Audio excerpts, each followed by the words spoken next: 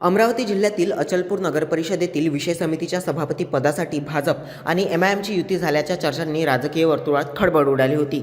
सभापती निवडणुकीत भाजपने एमआयएमला साथ दिल्याचा दावा केला जात असून एमआयएमच्या नगरसेवकाला शिक्षण व क्रीडा समितीचं सभापती पद मिळाल्याची चर्चा होती।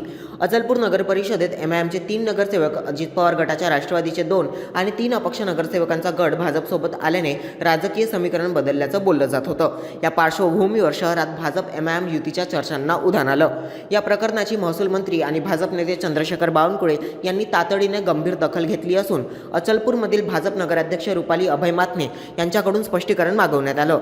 यावर बोलताना रुपाली मातने यांनी स्पष्ट शब्दात सांगितलं की एमआयएम हा हिंदू विरोधी पक्ष आहे, भाजपची कोणतीही युती आम्ही केलेली नाही।